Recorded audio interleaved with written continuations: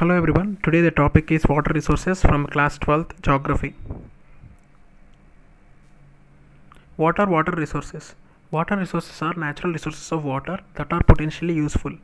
It is important because it is needed for life to exist. 97% of the water on earth is in salt form and only 3% of fresh water is available. And that too, over 2/3 of the fresh water is frozen in glaciers and polar ice caps. The remaining unfrozen water is found mainly as groundwater with only a small fraction present above ground or in the air. Uses of water include agricultural, industrial, household, recreational and environmental activities.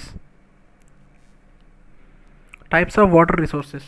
Ocean water 97.2%, glaciers and other ice 2.15%, groundwater 0.61% and freshwater lakes 0.009%, inland seas 0.008%, rivers 0.0001%. Water resources in India. India accounts for about 2.5% of world's surface area with 4% of world's water resources and about 16% of world's population.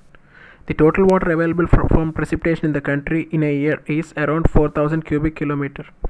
The availability of from surface water and replenishable groundwater is 1869 cubic kilometer. Out of this, only 60% can be put to beneficial uses.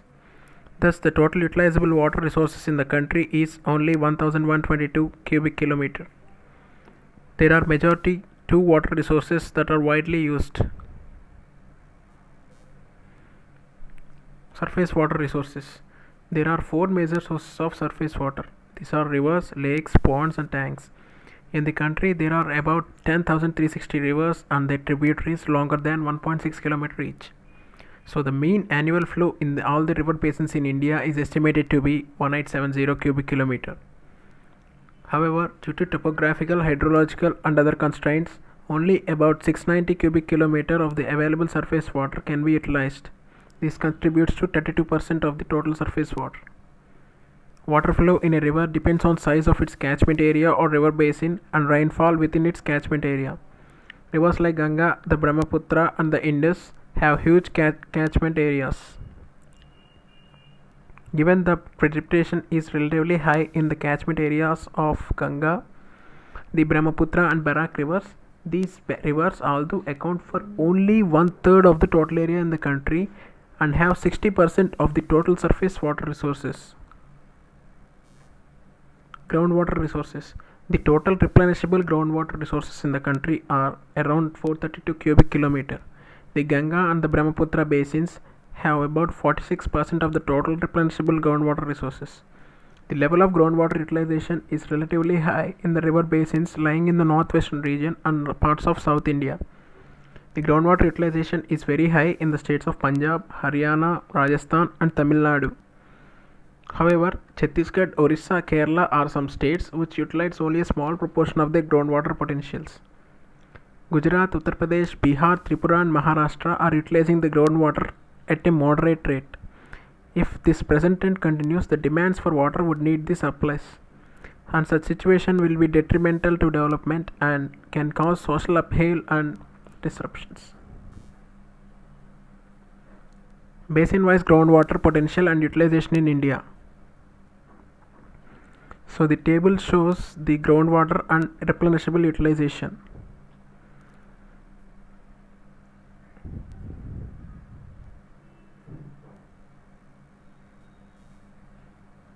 Water demand and utilization. India has traditionally been an agrarian economy and about 2/3 of its population have been dependent on agriculture.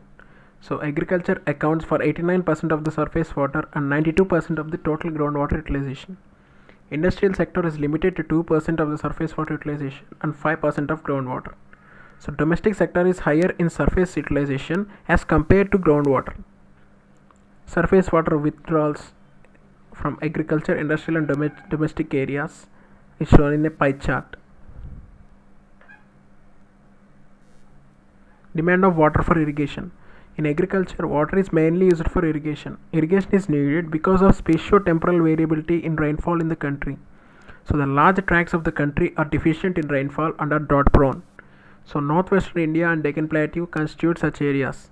The winter and summer seasons are more or less dry in most parts of the country. Hence, it is difficult to practice agriculture without assured irrigation during dry seasons.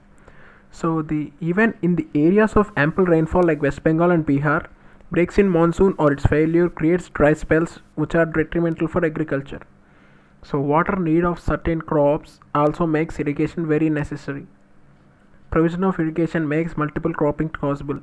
It has also been found that irrigated lands have higher agricultural productivity than unirrigated land. Demand of water for irrigation.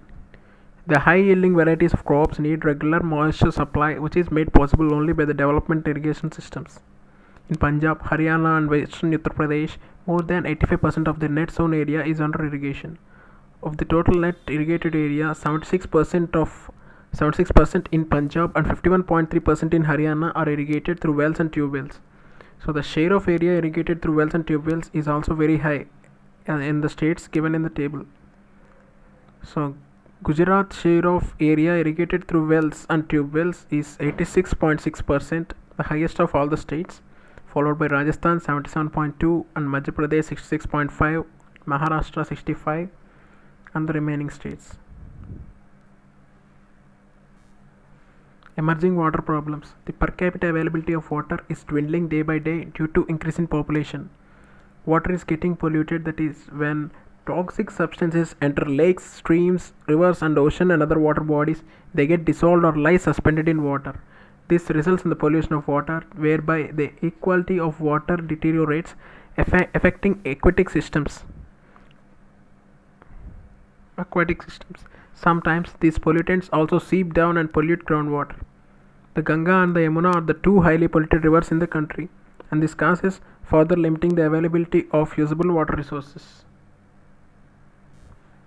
Prevention of water pollution. The Central Pollution Control Board (CPCB), in collaboration with State Pollution Control Boards (SPCBs), has been monitoring water quality of the national aquatic resources at 507 stations. The data obtained from these stations show that organic and bacterial contamination continues to be the main source of pollution in water rivers. The legislative provisions such as the Water Prevention and Control of Pollution Act 1974 and the Environment Protection Act 1986 have not been implemented effectively. There is a strong need to generate public awareness about importance of water and the impacts of water pollution. The public awareness and action can be very effective in reducing the pollutants from agricultural activities, domestic and industrial discharges. Ways to increase the availability of water resources. Watershed management, rainwater harvesting, and recycling and reusing the same water. Watershed management basically refers to the efficient management and conservation of surface and groundwater resources. It involves prevention of runoff and storage and recharge of groundwater through various methods like percolation tanks, recharge wells, etc. Rainwater harvesting. It is a method to capture and store rainwater for various uses. It is also used to recharge groundwater aquifers. And the way through which we can improve freshwater is by recycling and reusing. This is simply known to all. The practical relevance of the subject. What exactly do we have to learn from this chapter? We have to use remaining water resources carefully without wasting single drop. So we have to stop pollution of water bodies for our own needs. We have to find new ways to increase the water resources like rainwater harvesting. So otherwise this is a major threat to the world and the humans living on it. Have you ever thought, how was water conserved in ancient India? What is the need of conservation of water?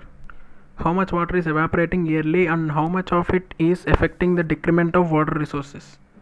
What percentage of total electricity produced comes from hydroelectricity or tidal electricity? So in ancient India there were several methods of conservation. That's why we are getting water from our before generations. Otherwise we may face the deficiency of water also. So those similar ways should be followed by us to give water to our future generations, which is called sustainable development. Thank you.